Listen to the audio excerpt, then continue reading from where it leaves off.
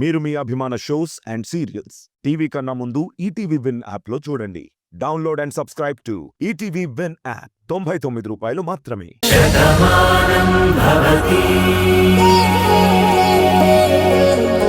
అన్నీ వికటించాయి. అప్పుడు ఎదురు చెప్పని నువ్వు ఇప్పుడు నాకు ఎదురు చెప్తున్నావు. రాధా, అందరి దృష్టిలో నన్ను శత్రువుని చేస్తున్నావు. నా ఇంట్లోనే నన్ను ఒంటరిని చేశావు. ఈరోజు నా కూతురు కూడా నా విషయంలో ఇలా మాట్లాడేలా నువ్వే మార్చావు. నిన్నంత తేలిగ్గా వదలకూడదు.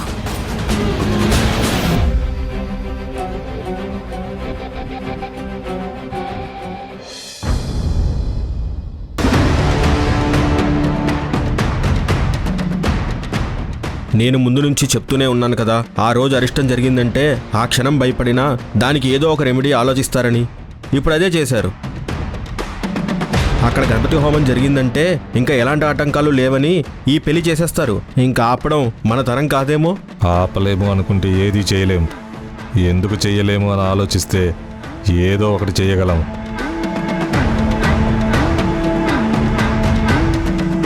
హోమం చేస్తున్నారు కదా, ఆ హోమం జరుగుతున్నప్పుడే కార్తీకి ఏదైనా జరుగుతుంది అన్న భయం వచ్చిందంటే ఊర్మిళాదేవి గారు ఖచ్చితంగా ఈ పెళ్లి ఆపేస్తుంది.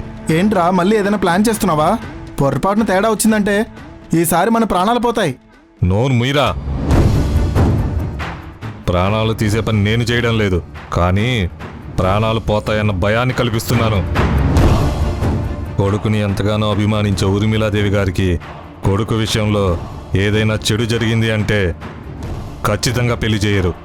అలా చెయ్యాలి అంటే చాలా తెలివిగా చెయ్యాలి.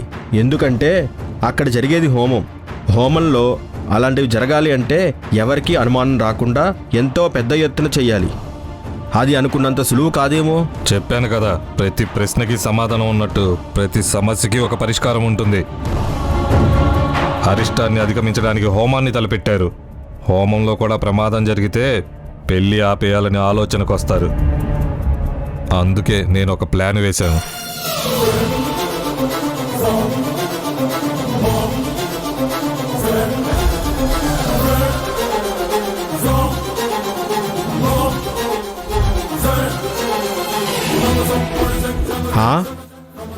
గంగాజలం మహాప్రసాదం.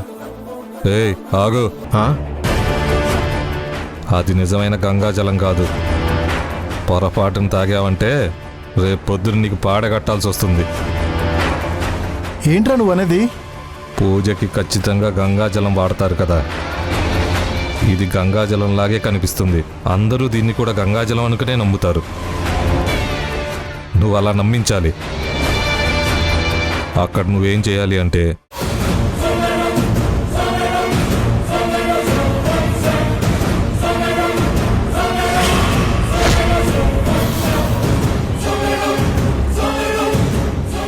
చెప్పింది అర్థమైంది కదా. రేపు అనుకున్నది అనుకున్నట్టే జరగాలి. ఆ తర్వాత పెళ్లి ఆగిపోవాలి. కొంచెం కూడా తేడా రాకూడదు. తప్పకుండా చేస్తాను. పశువు కొమ్ముల విషయంలో విజయం సాధించి వచ్చాను కదా, ఇది కూడా గెలిచే తీరుతాను.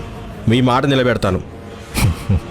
నీలిమ, హోమం జరిగితే ఆటంకం తొలగిపోతుంది అనుకున్నావు కదా, నీ జీవితానికి ప్రశాంతత ఉండకుండా నేను చేస్తాను.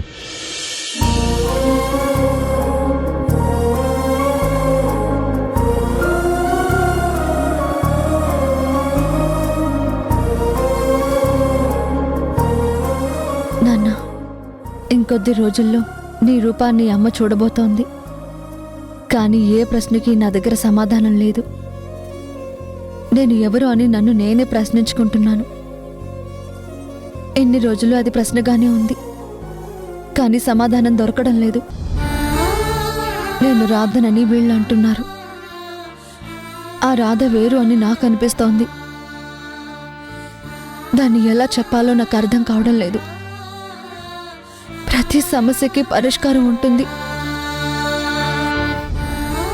కానీ నాకొచ్చిన ఈ సమస్యకి పరిష్కారం ఎప్పుడు దొరుకుతుందోనని భయంగా ఉంది.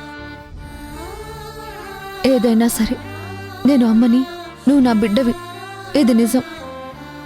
మనిద్దరి బంధం ఎప్పటికీ ముడిపడే ఉంటుంది.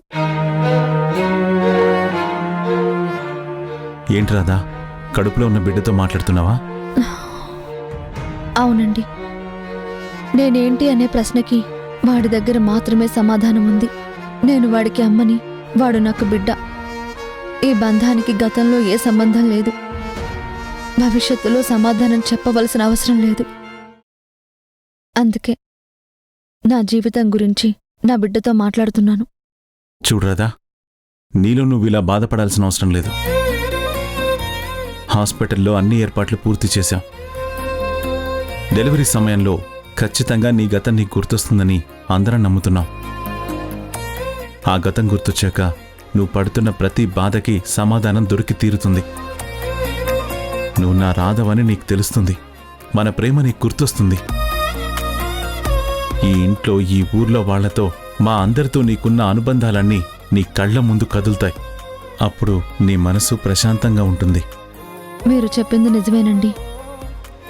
ఒకవేళ నా గతం గుర్తొచ్చినా నేను రాధనే అయితే ఈ రాధకి సమాధానం కావాలి. ఏం జరిగిందో తెలిస్తేనే నేను ఏ నిర్ణయం తీసుకోవాలో అర్థమవుతుంది. గతం అందమైందైతే దాన్ని పంచుకోవచ్చు. అందులో బాధలుంటే ఎలా సరిదిద్దుకోవాలి, ఇవన్నీ ప్రశ్నగానే మిగులుతాయి కదా. ఎన్ని రోజులు గతం గుర్తుకు రావాలని ఆలోచించాను. ఇప్పుడు ఆ గతం గుర్తుకొస్తే ఎలాంటి నిర్ణయం తీసుకోవాలో అర్థం కాని పరిస్థితుల్లో ఉన్నానని మదన పడుతున్నాను. రాధా, నీకు జరిగిన సంఘటనలన్నీ గుర్తుకు రావాలని నీకన్నా ఎక్కువగా నేను కోరుకుంటున్నాను. ఎందుకో తెలుసా? నేను నిన్ను రాధా అని పిలుస్తున్నా, నువ్వే నా రాధవని ఎన్నిసార్లు చెప్తున్నా నువ్వు మాత్రం ఎవరు అన్న సందిగ్ధంలో ఉండిపోయావు. నువ్వు నా రాధవని నీకు తెలిసిన మరుక్షణం ఈ మురారి నీవాడవుతాడు. ఇక జరిగిందేదైనా కావచ్చు, అది అనుకోకుండా జరిగిందని నాకు తెలుసు. ఏదో ఒక పొరపాటు అయి ఉంటుందని కూడా నాకు అర్థమైంది. దాంతో నాకు సంబంధం లేదు. నువ్వు, నేను ఎప్పటికీ ఈ ఊర్లోనే ఉంటాం. నా జీవితంలో నా రాధ ఉంటుంది. నా రాధతోనే నా జీవితం బావుంటుందని నాకు తెలుసు. అమ్మ కూడా సపోర్ట్ చేస్తుంది.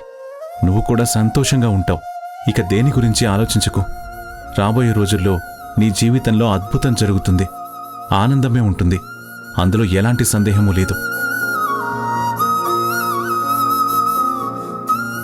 నేను మారాలా? మంచిగా మారిపోవాలా? ఆ రాధను దేవతలా చూడాలా? తన వల్లే నా ఇంట్లో నేను సంతోషంగా ఉన్నానని నేను రాధ గురించి గొప్పగా చెప్పాలా? అంటే ఇప్పుడు నేను చెడ్డదాన్నా? నా కూతురి జీవితం గురించి ఆలోచించి అందరి దృష్టిలో శత్రువునైపోయాను. దీనంతటికీ కారణం ఆ రాధ. నా ఇంట్లోనే నా వాళ్ల ముందే నన్ను దోషిగా నిలబెట్టింది. ఎటువంటి పరిస్థితుల్లోనూ దాన్ని వదలకూడదు.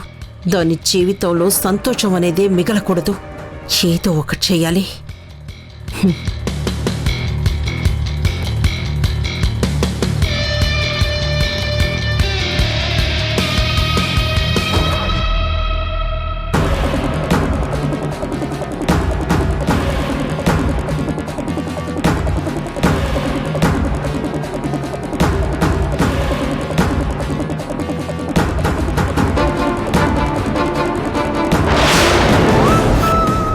ఎలా ఉన్నావు? ఎలా ఉండకూడదనుకున్నానో అలాగే ఉన్నాను. నీ రాత మారే రోజు దగ్గరకొచ్చింది. నాతో నువ్వు చేయి కలిపితే నీ జీవితంలో కూడా నువ్వనుకున్నది సాధించే పరిస్థితి వస్తుంది. చెప్పేం చేయాలి? నేను రగిలిపోతున్న పగకి పరిష్కారం నీ దగ్గరుంది అంటే చెప్పు, తప్పకుండా చేస్తాను. ఇది ఫోన్లో కాదు, నీతో డైరెక్ట్గా మాట్లాడాలి. రేపు ఊరవతల ఒక ప్లేస్కి రా.